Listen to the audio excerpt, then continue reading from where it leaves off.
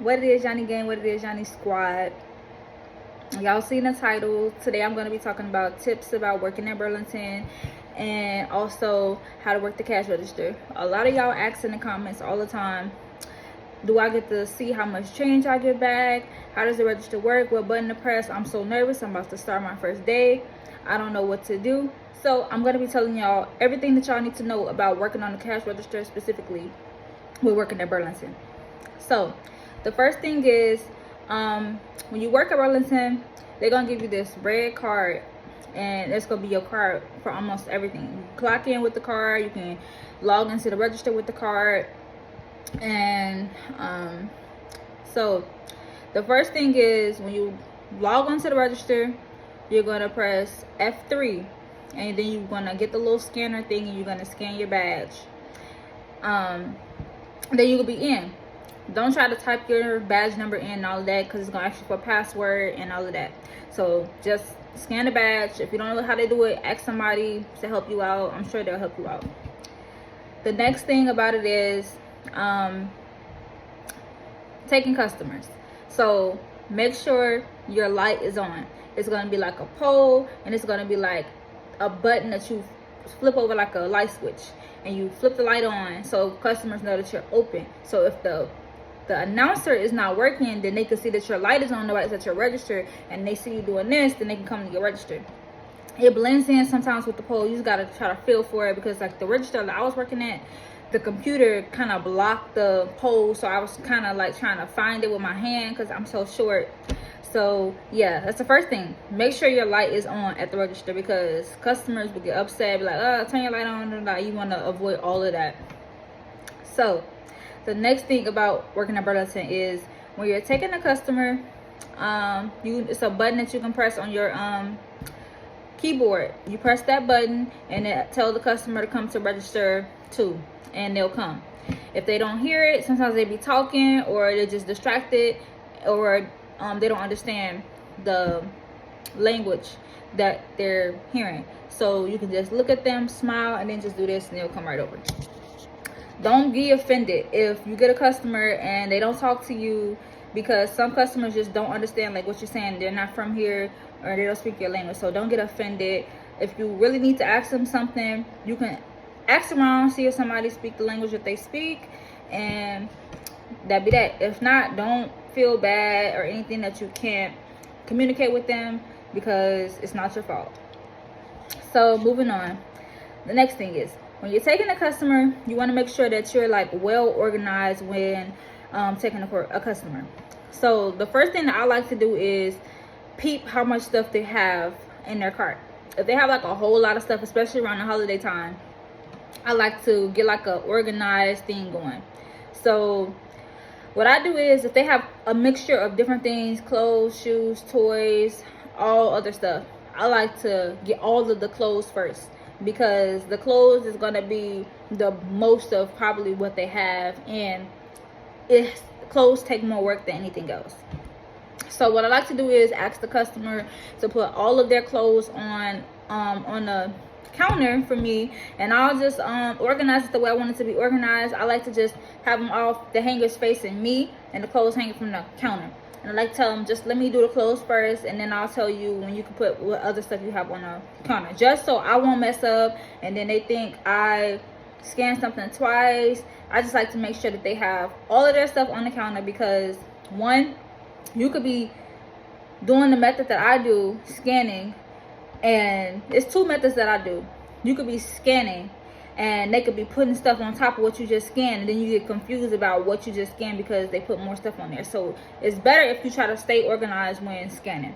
So what I do is, one thing I do is, I either make sure that they put all the clothes on there, make sure they're not putting nothing else on the register, because I don't want to scan anything twice. I don't need anybody getting upset with me thinking that I'm trying to make them pay more than they have to pay.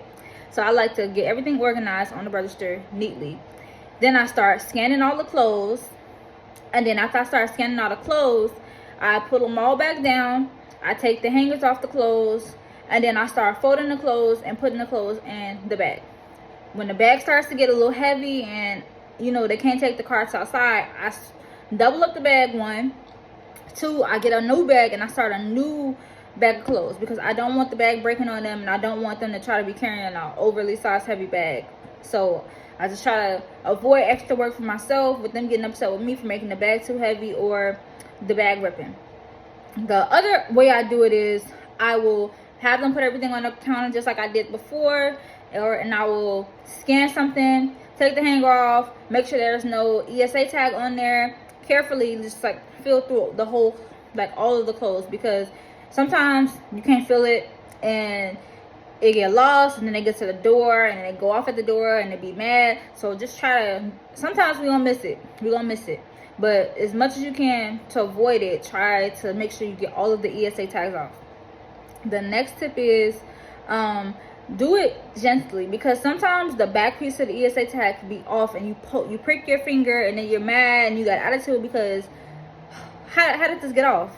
So just be patient with yourself. Don't rush yourself. Take your time, but don't be too slow. Go at a manageable pace for yourself, because I don't want you to go so fast that you mess up a order, you move too fast and something else goes wrong. Just be kind to yourself. Be patient. So the first option was scan all the stuff at one time, then remove all the hangers. The second option is scan each item one by one, take the hanger off, check for ESA tag, fold it, and put it in the bag. Whichever one is best for you, just try to do it organized. It really doesn't matter which one you do, just make sure you're doing it organized. After I get done with all the clothes, if they have shoes, then I like to do the same thing, basically have them put all the shoes on the counter. With shoes, I do it a little differently. I like to take the ESA tags off of the shoes before I start doing anything, because they usually have more than one ESA tag on the shoes, and I like to make sure that I don't miss any ESA tags on the shoes, because for some reason they be putting those ESA tags on those shoes. So I do that, and then I start scanning the shoes, then I start bagging the shoes up, and I don't put the shoes in the same bag as the clothes, because they don't like that. If I think about it and I'm like, oh, they don't have this much stuff, and sometimes if I'll ask the customer, like, how would you want yourself to be bagged? Would you like me to put everything in one bag? And if they say yes, I'll just put it in one bag. But always ask the customer, if you are in a situation where they don't have a lot of stuff, but they have mixed variety of things, how they want their stuff to be bagged, because you don't want them getting upset with you or trying to speak to the manager, and you just want to avoid extra stress. So I just ask them to be safe. Sometimes they'll tell me, yeah, it doesn't matter, just put it all in one bag. I don't care. Sometimes they're just like, can you please put it in separate bags? I'm like, okay, we have 3 different size bags most times, so I just bag it accordingly. So I do that, and then if they have any toys and stuff like that, of course I'm going to put like toys in separate bags. Sometimes I'll put the toys in with clothes and stuff like that, because some toys is like fragile, and then you just want to have cushion with the toys. And I'll ask them as well, like, how do you want me to bag it? And if they have a good amount of toys, then I'll just bag them by themselves separately, because it's already a lot anyway. It's going to take up a whole bag, so it really doesn't matter. Next thing is, we have like a drawer like this, and it's paper inside the drawer. So if a customer brings anything up to you that's fragile, that they're trying to buy, like a vase or anything like that, or a mirror, a small little mirror or something like that, then you always ask them, would you like me to wrap this? Would you like me to put this in a bag by itself? Because you don't want it to break. That's something that you do not want it to do. You don't want whatever happens to break, because they bring it back, they're like, I got to my car, it wasn't wrapped, it broke. Then you gotta deal with like a whole like refund, or them going to go exchange it for a better one, and the whole like talk to the manager. That's just a whole nother thing. You can avoid it by just getting the paper out, wrapping it nicely, and placing it in a bag. Sometimes they don't even want you to put it in the bag. They want you to just give it to them in their hand, and they'll carry it and put it wherever they want to put it when they get to their car. So just always ask questions. Don't be afraid to ask the customers questions, because you just want to help them the way that they need you to like help them. So the next thing I'm going to talk about is I did the tips about the register. Oh, okay. So working the register, you want to, after you bag everything up, everything is bagged up, you want to ask the customer whatever questions that you're supposed to be asking them at the time. Sometimes they're going to ask you, you're going to have a question about if they want to donate. Sometimes it's like a seasonal thing, it comes on and off. So you want to be asking them those questions. You want to be asking the customer if they want to apply for the credit card, because the store manager is going to want you to do that, because it's just something that they want you to do. Okay, at the Burlington that I work at you can ask the customer if they want to apply for a credit card, and they don't even have to get it approved, but just for them trying to apply for the credit card, they'll still get 10% off their transaction for applying for the credit card. So just make sure you let them know that if you apply for the credit card, regardless if you get approved or not right away, we're going to give you 10% off for trying to apply for the credit card. The next thing you should be asking them always is if they're a loyalty member, because if they forget their receipt, or anything happens with the receipt, they lost it, they can always pull it up in their email. We can pull their transaction up with their phone number, their credit card, all of that. So just make sure you ask them all the time if they're a loyalty member. And when you take their phone number down, if they're signing up for a loyalty member, always repeat it back to them before you hit enter, because sometimes you could be putting in the wrong number. And I've had customers before where, like, I signed up for this before and I don't find their number in the system, and then I'm just like, maybe they put the wrong number in and now you don't have an account. And then they don't have, like, if they're not getting emails from Burlington about deals that we have going on at the time, then they're not a loyalty member, because they always send emails all the time about different deals that they have going on. So just make sure you're being extra careful when sign them up for being a loyalty member. Make sure that you're asking every single customer if they want to sign up for a credit card or if they're a loyalty member, because you don't want the customer behind them like, oh, you asked them if they wanted to sign up for a credit card, but you didn't ask me. You don't want to offend anybody, so just always make sure that you're asking every customer if they want to sign up for a loyalty member, because you don't want to offend anybody, regardless of, like, how they come off to you, how they will appear. Just ask. It never hurts to ask. But the worst they're going to say is no. So just ask. The next thing I want to talk about is the cash register. After you go through the whole program with asking them those questions, bagging up the stuff, you want to ask them, how are they paying today? If they're paying cash, card, check, whatever. If they're going to pay cash, you know you're going to hit F2. If they're going to pay card, you know you're going to hit F4. And then be slow at this process, because especially if you're new, you want to take your time and not rush, because you could easily rush so fast, click the buttons too fast, especially if they're paying cash. If they're paying cash, you're going to hit F2, and you're going to take the money first before you do anything.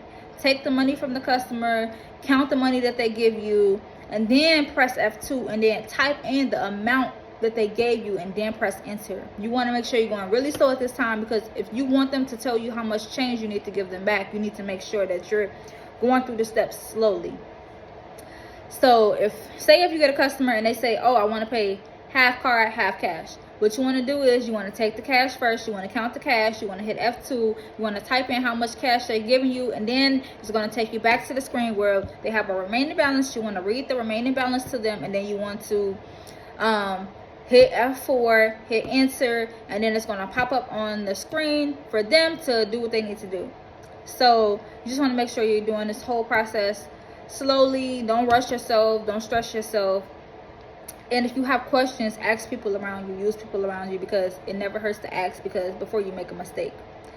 And so then once you finish the transaction, make sure that you give them a receipt.